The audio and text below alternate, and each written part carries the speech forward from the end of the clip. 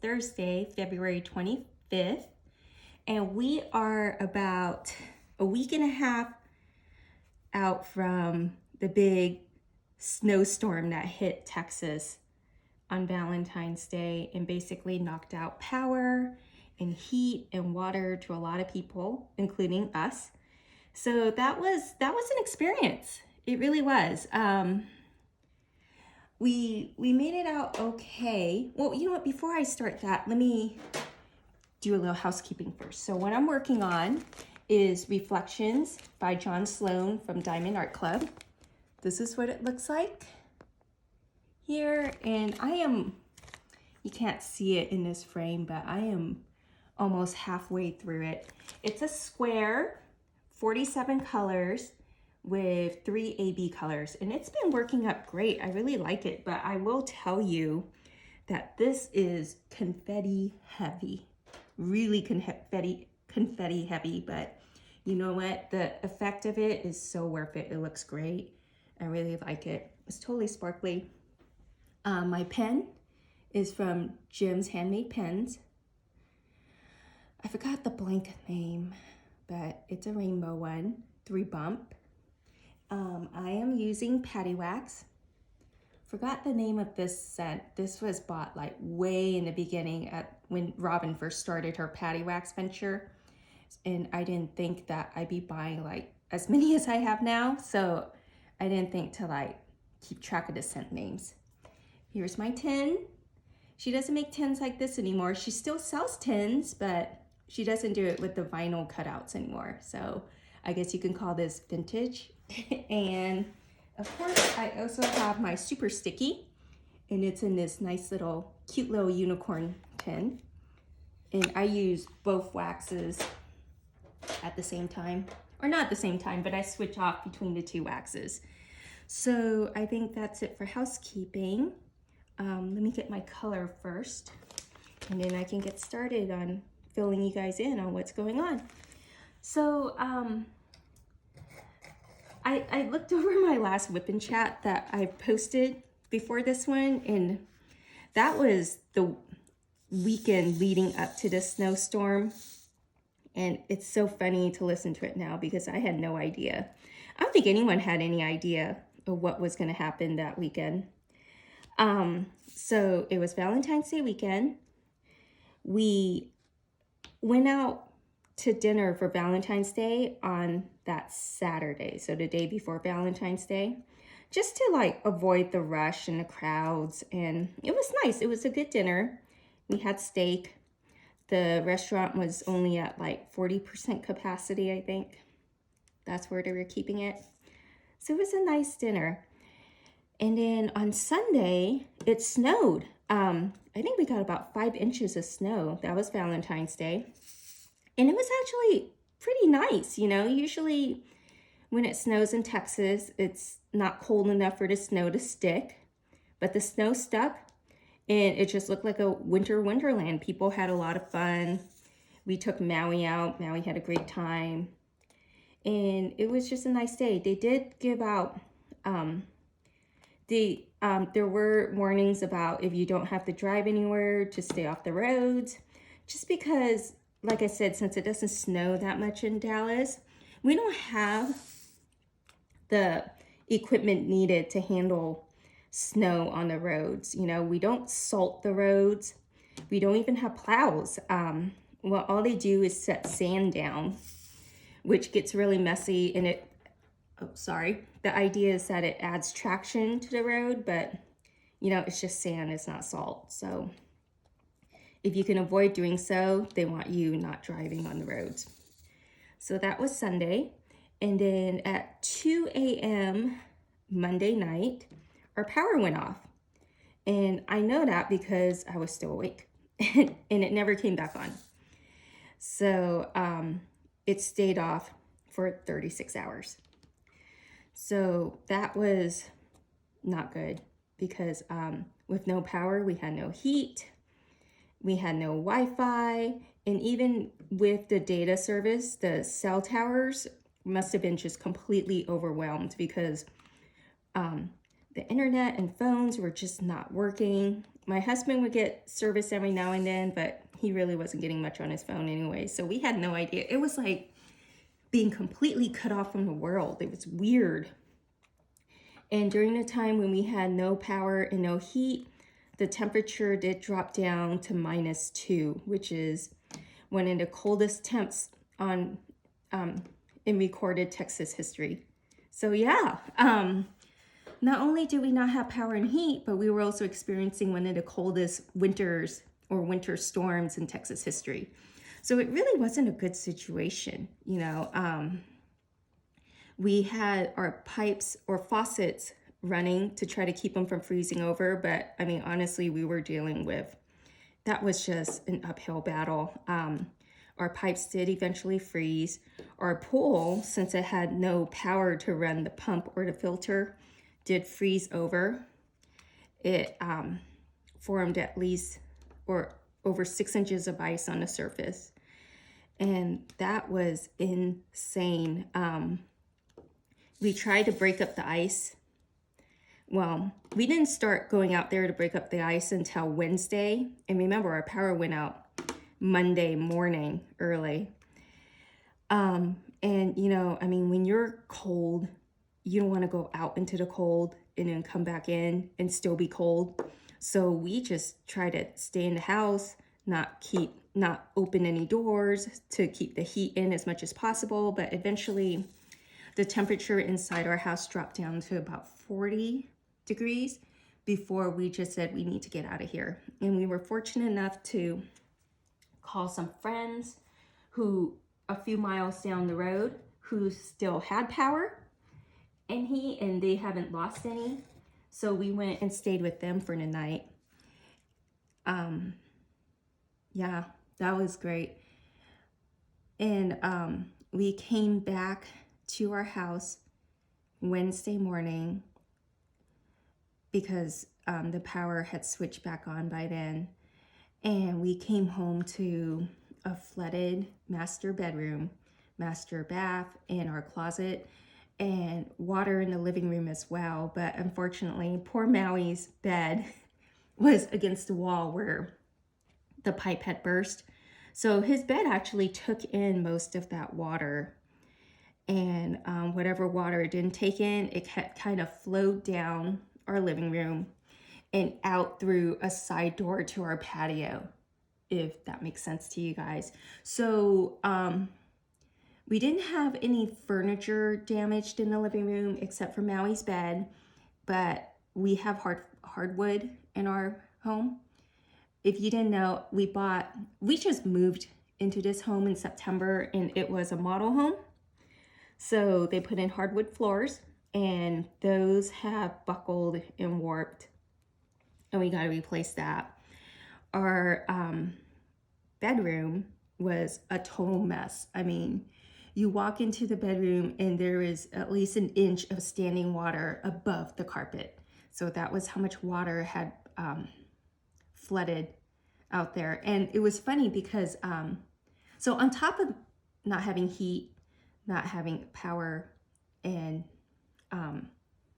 no internet, the water treatment plants around us started failing because it was too cold. And then the tanks, the water tanks or water towers in our city just ran dry by Wednesday. So we had no water, which was kind of a blessing in disguise because we weren't able to turn off the water main before we left.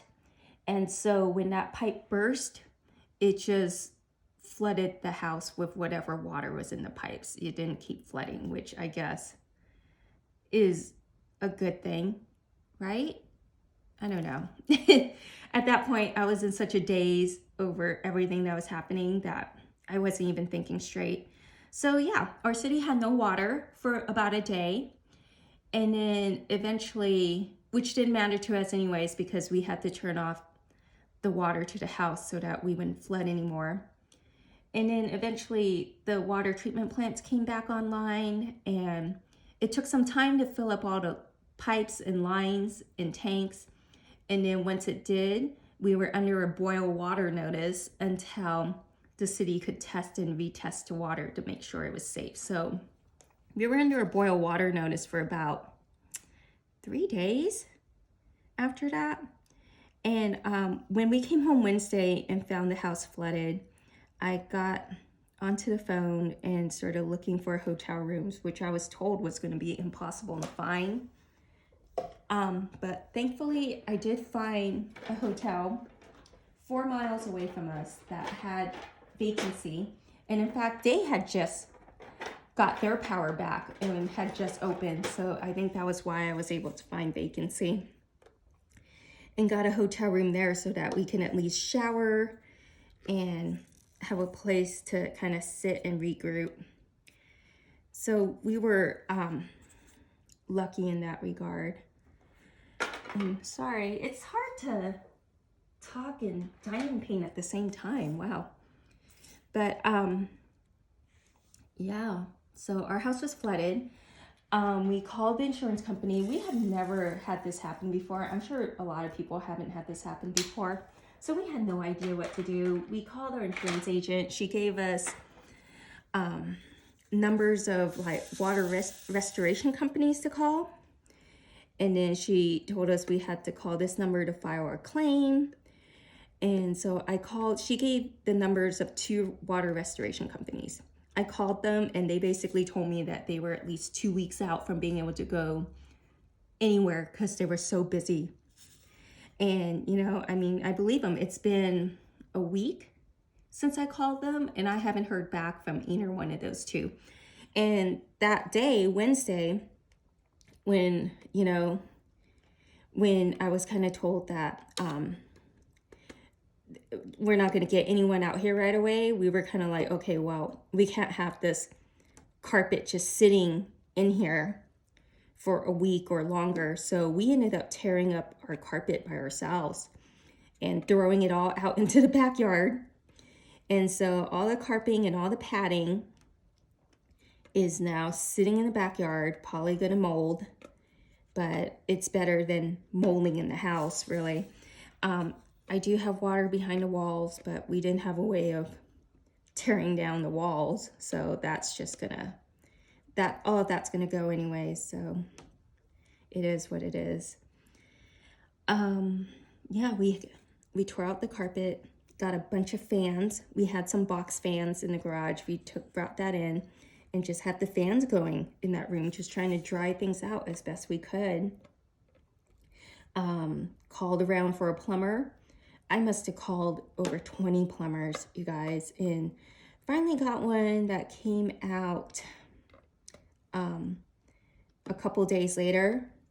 And he was just so busy that he basically came in and he was just doing triage, which is what he was kind of telling us. He was coming in, looking at the problem, and then trying to like cap it or bandage it enough, just enough so that we can still get water in the house. And then he would come back the following week to fix it, which is what he did. He came out, looked at our issue, and it turns out it wasn't exactly our pipes that burst. We have fire sprinklers in our house, and that is what burst in the bathroom. He said our pipes are actually pretty good. They're called PEX pipes, which apparently is good in a freeze. They kind of flex a little bit when frozen and defrost and usually don't burst. So there was that. But the only problem, he said, is that with the fire sprinklers, that he can almost guarantee that that is not going to be our only broken fire sprinkler pipe in the house. You know, that was probably the biggest one, but we probably have at least a few more smaller breaks throughout the house. And that is going to be insane to fix because you got to tear through the ceiling or tear through the floors if it's upstairs to get to it. So it may be a process. He's going to come back and try to see, he's going to test it to see if we have leaks anywhere else. And he's going to do it by first capping off the line in our master bedroom and putting air through it. And if the pressure stays, that means that's the only leak we've got. If the pressure goes down, that means we've got under leaks that he's going to have to find. So we'll see. He's coming back Monday to do that. We were lucky enough to find a general contractor to come out, and he came highly recommended through our friends, so we're okay with him. He's kind of looking at everything and thinking that it's going to be extensive. They're basically going to demo our entire bathroom, bedroom, closet, and a big part of a wall in our living room. And because the floors had buckled, we went back to the home builder to ask him what type of floor, the color and the name of the floor that they had put in. And of course, you know, being that it's a model home, they come back and we find out these floors are incredibly expensive, and like special floors, not just standard hardwood floors. These were like special floors that they had made, and it's like wood that is individually distressed, and before they even hand nail it in, and there was like a big process to this wood, and it's not a wood that can be easily replaced. It's not like I can just pull out the planks that have buckled and they can put in new planks. Like, we're gonna have to redo all the wood floors, which is insane to me, you know? So, yeah, so there's that. If I sound a little overwhelmed, I think it's because I am. So we got a lot of construction coming up soon. The contractor thinks that once we get all the materials and gets everything lined up, he can get this all done in about 2 months. But he said half of that time, our house is going to be unlivable. So there's going to be a little more upheaval going on in the coming months. And the good thing is that we do have insurance. We do have a high deductible, but honestly, we're going to meet that deductible easily. So after all that, insurance will pay for that. My husband is anticipating a fight with the insurance company just because he thinks the cost is going to be astronomical, you know, like just insane. But like I said, we had purchased a model home, and the finishes and the things they did in this house was, I mean, it was to sell their homes to other people, you know? So they have all these special finishes. Even the paint in our bathroom was like ridiculous. Like, the contractor was kind of like, well, I don't know. Paint was like this special paint, and it's like at least another $2,000 or $3,000 more than normal paint in the process. It's ridiculous. So as we rebuild, we're probably gonna, I don't know what we're gonna do yet. We'll see. But I mean, I want things fixed back to the way things are, but at the same time, I don't want to put back in these like ridiculously pricey things that if I need to replace or repair again, it's going to be completely cost prohibitive. You know, it's just, we're just not that kind of people where we want like overly fancy, unique, one of a kind things that like only a few people get. Because I mean, you get an issue like this coming up and it's just insane how much it costs to get things fixed. So we'll see. We're still very new in the process. The insurance adjuster comes out Saturday, so we'll see what he says. Yeah. Oh, and our pool. Oh my gosh. So like I said, it had frozen over, and we just had someone come out and look at it, and he said, you know, basically everything broke. You know, the pump, the filter, nothing works. And they're triaging too. And our system is so bad that he said that we are going to be at the top of the list in terms of repairs. So, yeah, we have a friend who kind of had the same issue. I don't know what's wrong with his equipment, but he's got a lot of damage to his pool equipment as well, and he was quoted about $8,000 to $10,000 to fix that. And unfortunately, that is not covered by home insurance. So that is completely out of pocket. Yeah, so we're really bummed out about it. But for now, you know, they're just as busy now as like the plumbers and everybody else. So they don't have a timeline for when they're going to come out and fix our pool. So our pool guy right now is just over chlorinating our pool so that it doesn't turn into a swamp.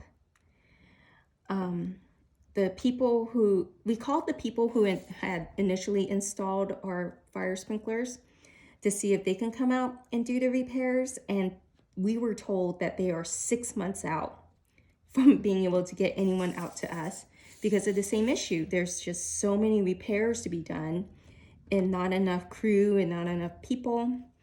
I mean, this winter storm was incredibly unprecedented. We don't get anything like this.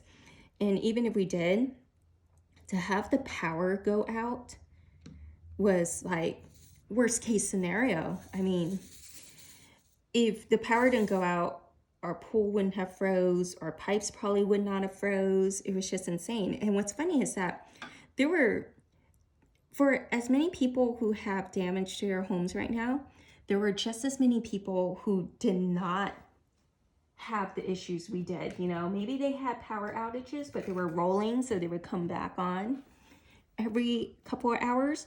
Or there were some people who didn't lose power at all. So if you're one of those people, just count yourself fortunate, because now we're dealing with a lot of construction, a lot of repairs, and also just kind of, you know, there's such a shortage on tradesmen right now, or licensed tradesmen, let's put it that way. So there's a lot of waiting going on, and it makes my husband and I just very anxious, you know, because we want to just get things done and get it fixed, but there's just a lot of people in the same boat. So we'll see. I'll keep you updated on that, but that was our experience with Snowstorm. I think it was Snowstorm Uri. Was that the name of it? You know, you go 2 days without the internet and you feel like you're completely cut off, like you've been on a desert island. And honestly, even once we got connection back, I just stayed off the internet just because I was overwhelmed as it is. And even now, I've been hearing stories from friends about people dying and there are people who have suffered a lot during this storm, and it's been a lot. It's been a lot to process. So I think we are very fortunate that everyone made it out healthy.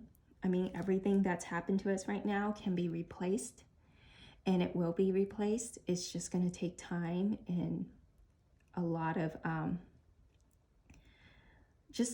time, really. So that's all I got for you guys. Other than that, hopefully the next WIP and chat will be a little more cheery, but just sharing what happened with us last week in Texas.